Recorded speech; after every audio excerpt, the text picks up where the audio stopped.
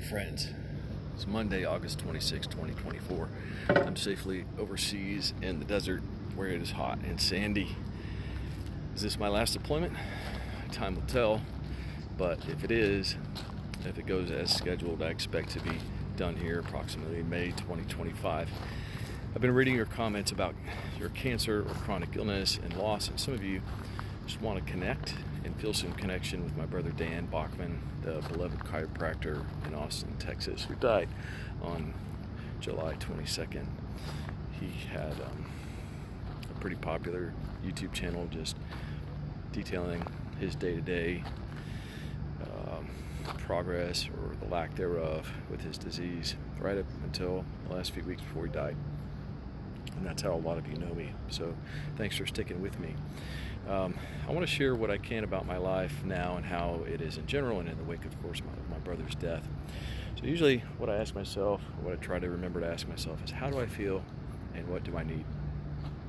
So I feel peaceful, I feel content, I feel hot, I feel not too lonely, except sometimes. I'm eager to begin this process of the deployment. I'm happy to be here, and I'm not worrying too much about being here. Before, of course, it's always more stressful to consider what the future may hold.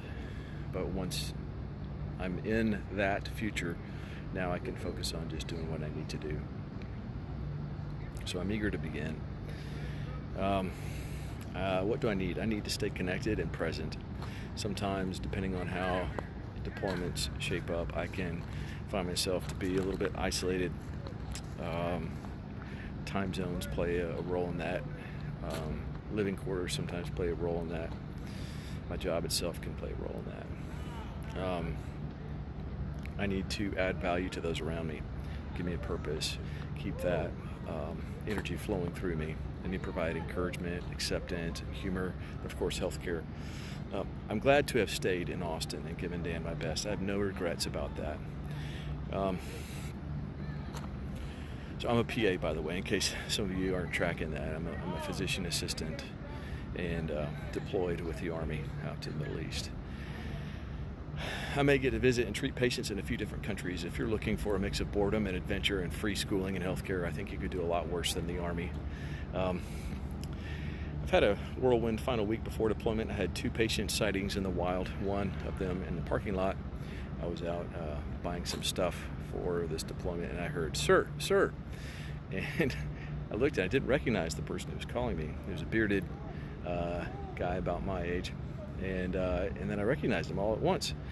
Hadn't seen him in a while. He was in civilian clothes. He was a patient who had a heart attack out there my last deployment, and thankfully he was alive. I had lost touch with him in the last 9 or 10 months or so since he made it back home, and so I was really grateful to see him. He's doing well. He's just, he gets tired a lot easier. Man, I had quadruple bypass in the end. He got a little bit of care over in Poland where we were. Got home and got a lot more. He got open heart surgery, quadruple bypass. Man, that's very grateful he's still alive. I gave him a hug. He got a selfie with him. And then at church, after church, I heard, "Sir, sir, remember me?" I looked at it, was this young woman.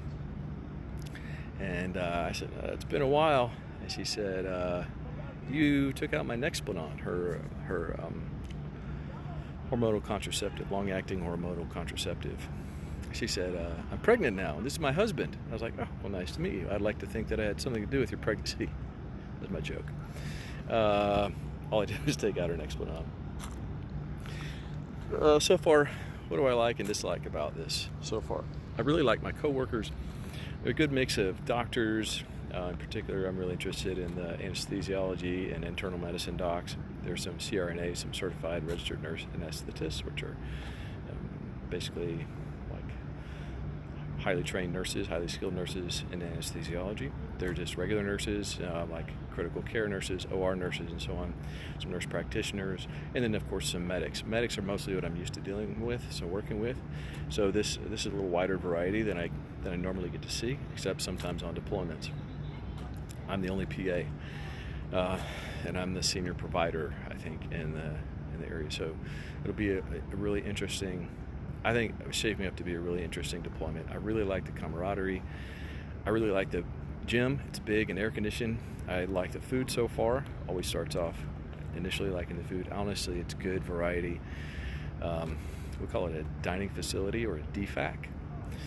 I like my sleeping quarters quite a lot right now, even though they're kind of big and not very private. They're actually very quiet and cool and dark, and boy, is that nice.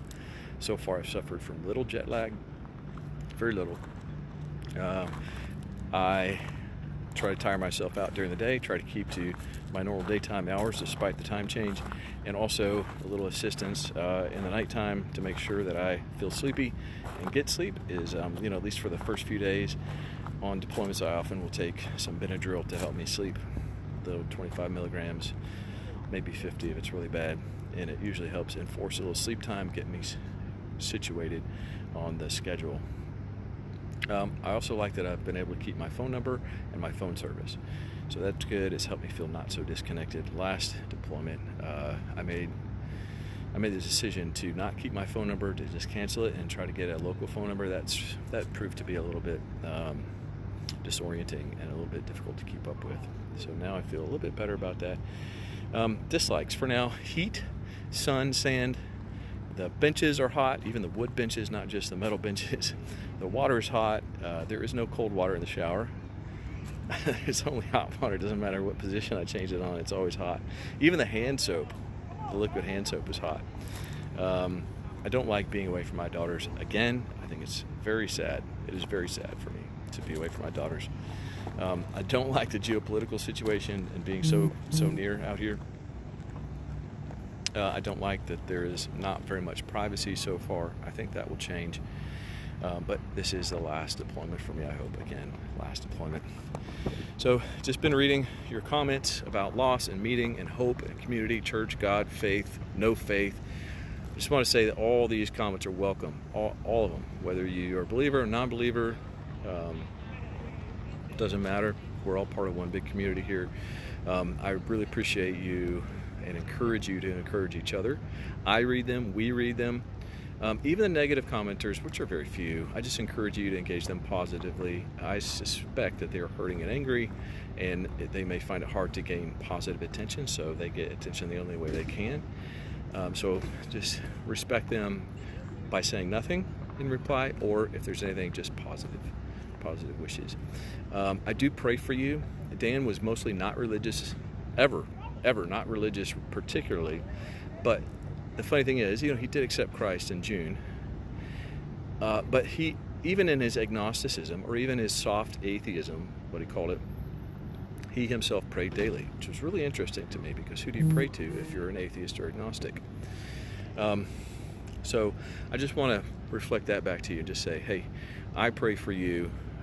I would love it if you pray for each other, because this is a community. I accept the panda family. Dan called you guys pandas. You call yourselves pandas, because pandas, the embarrassment of pandas is a big group of pandas, and he liked pandas because they were unself-conscious and goofy, and they weren't afraid to screw up or look silly, and that's the way he wanted to live his life, especially towards the end. I think he really started to realize what his life was about, and he found his purpose more in the last 5 years of his life, he said, than in all the years up to that point. He said he was living a pure life the last few years, especially I would say the last year or so, when he realized his end was imminent. So I just encourage you, even if you're agnostic or atheist, don't be too proud to formulate your desires. If you want to call those prayers, that's fine. But I think formulating our desires is key to